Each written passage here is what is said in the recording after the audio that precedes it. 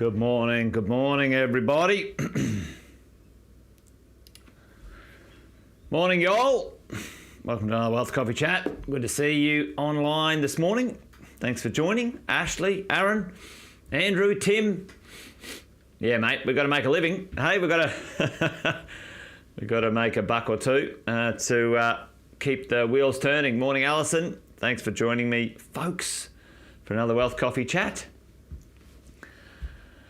Good morning, whoever that is. Facebook user, you show up as Facebook user because you're in the private mentoring group. So good morning to you. Right back at you. Hey, I'll do the intros while the internet is warming up. Those sorts of things. Jason Witten's my name. Most of you know that. But if you're wandering by, you're new to our mentoring program, to coaching, to building your property portfolio, let us know in the chat and give us a shout out where you are in the world today. Sometimes we have people from all over the world. Kevin from Florida. Jeff, there he is. Good evening. So yeah, folks, good to see you here for another wonderful Wealth Coffee Chat on a Wednesday. Yeah, daylight savings, it does chuck a bit of a spanner in the works, doesn't it, Andrew?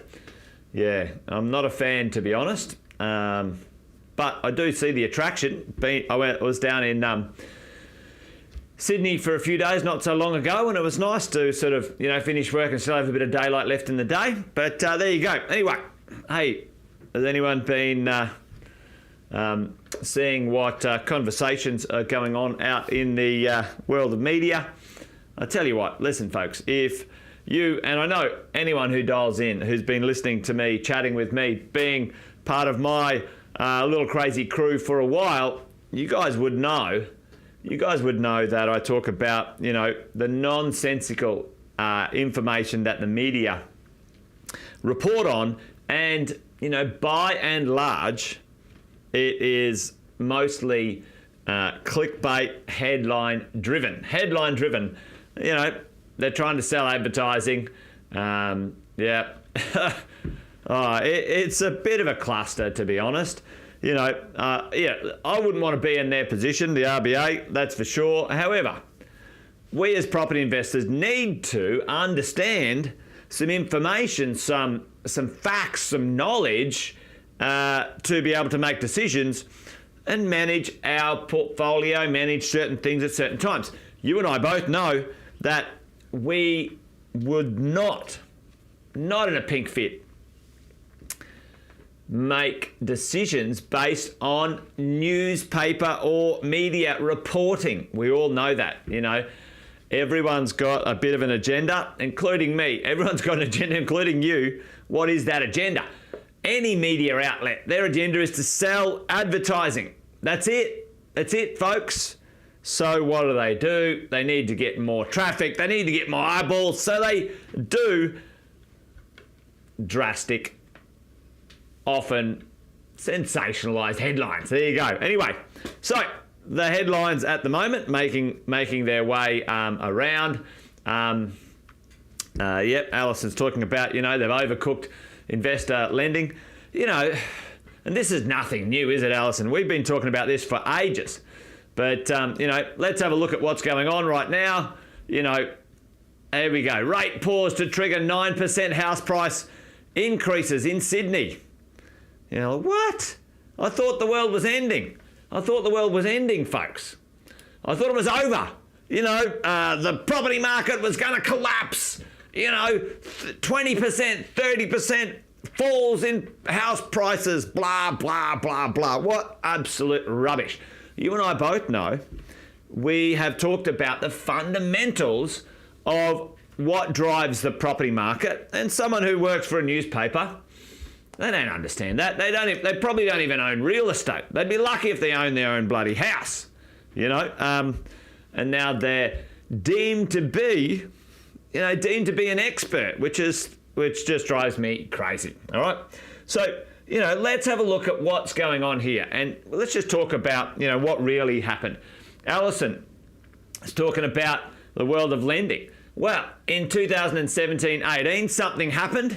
Does anyone know the world of lending affected us pretty significantly? Put that in the chat for me. What happened in 2018?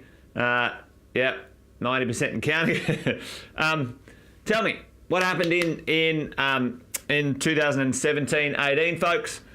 You know, the world of this idea of APRA. We'll make lending safer. No, you bloody didn't. You made it harder, more expensive, and people could borrow less. What a joke that was. Anyway, let's have a look at the effect of these things. And now they're not implementing any of those recommendations from some Henry bloke, right? Anyway, don't get me started on that one. Anyway, I've started, Jason. So APRA carried on like a bunch of pork chops, right? And what did it do? What did it do to the marketplace? Because it restricted lending, okay, in an already tightening, undersupplied marketplace. And listen, folks, I've talked about this before. COVID was just the nail in the coffin. This was already happening. So we had a decline, and it was the largest decline in median house prices in 20 years. I don't know if anyone noticed that. Anyway, it wasn't the end of the world, by the way. It was like 8%, right? You know, something like that. Marketplace went down. COVID hit a little bit, and then what happened? Then what happened with COVID? All right, interest rates were low. Everyone got excited. You beauty. All right. Then comes along interest rates going up, and we had a little bit of a turn like this, right? Now, this on average was between 30 and 40% increase over a period of time. Now, anyone who is worth their salt in any way, shape or form, any sensible human, understanding that the average increase in property prices over time is between 5 and 7% compounding yearly, knows that a 30-40% increase is like a little bit of a win as far as we're all concerned, but it was manufactured by, tell me in the chat, what was this manufactured by? What were the two things, and we talked about this, that accelerated that growth? Team, tell me what it is. Tell me right now what that was. All right, APRA put pressure on the marketplace. Two things accelerated that growth when it came to the property market when COVID came along. Let's put a COVID.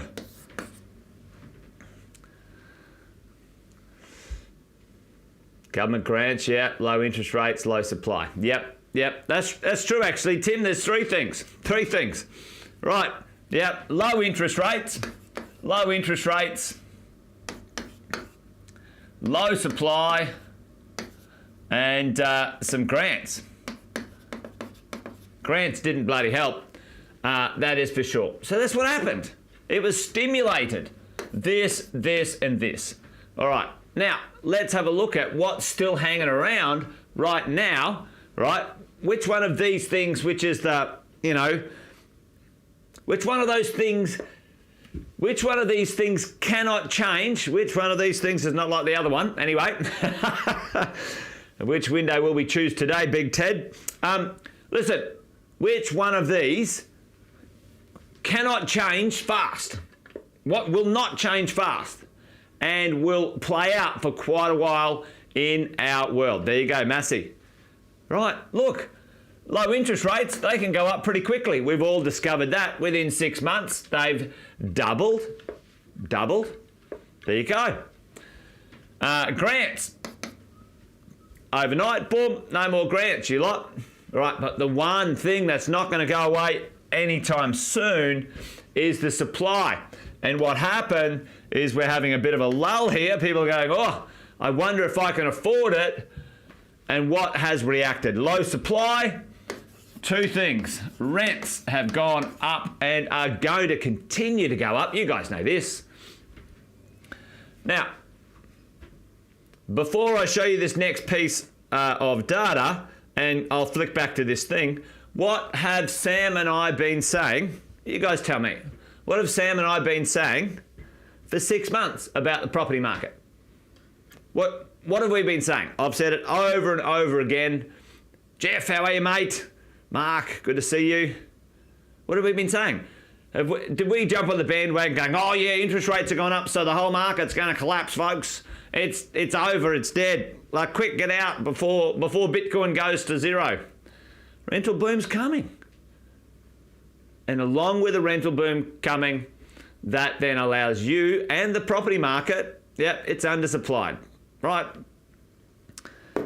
Now those things, a rental boom coming and the worst undersupply we've ever seen, if you didn't get a chance to take a look at the last 2 mentoring nights we've done, team, where we had Brennan Latimer on and Sam talk about the 2 pieces of those 2 things, it was awesome. You've got to go check it out if you haven't already, all right? But listen, the marketplace has got enough pressure. We've said it for a while. Enough pressure to continue to march on for as we go. Absolutely. And, you know, if you buy some good quality stuff, what's going to happen in 24, 25, even if the supply chain gets its skates on, right? Even if the supply chain gets its skates on, and the government's talking about building 1 million properties with all of these institutional investors, that's going to do nothing. That's going to actually make supply worse. It's going to make supply worse. Supply is going to get worse. Now the government's going to get involved. I talked about this the other day. Use our super money to solve their stuff up. What a joke. And they're going to build bunches of crap, overpriced, rubbish. That's not going to help the marketplace. Anyway, gets me fired up, this does. Anyway, so what do? Like Sharon said, we buy quality. And right now, like Sam said, when the interest rates are up and the average person is scared and they're sitting in the corner going, oh, the world's going to end, which it's not. You and I both know that. And if you didn't already from today, now you do. It's not going to end, team. Matter of fact, there's a reprieve, an opportunity for you to buy good quality stuff at the right price. That's what's in 2 or 3 years' time. It's going to be worth 50, 80, 100 grand more easily, every day of the week. Already, there's talk of what's going on. There's talk of the RBA slowing down, putting a pause on interest rate rises, which is fine because there has been, some significant economic challenges, and they can't continue to rise prices or rise the cost of living on people when it's not attached to consumption. Anyway, I'm not going to talk about that one today. I'll get someone else in on that. So what does it mean? What does it look like? Where are we? Let's have a little look at these ideas. All right, 9%. Why are now we're seeing some reports on interest rate rises and capital growth kicking off again? All right. Well, the reason that is happening, team, is because the RBA is talking about pausing. We have seen, and I was celebrating the moment the RBA went from 0.5 to 0.25 interest rate increases, because I knew that marked the occasion that we were going to see the end of those interest rate rises within 3 to 6 months, maybe even less. And it could be that there will be no interest rate rise in December and January. Let's see. Again. So here's the drill, right?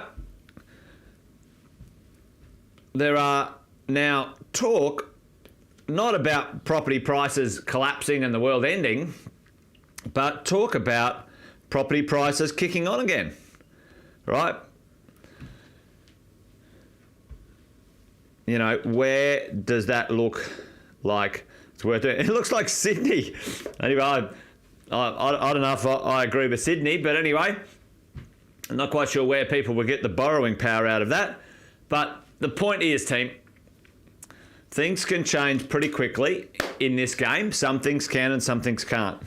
What things can't change are the fundamentals underlying the next 3 to 5 years in the property game.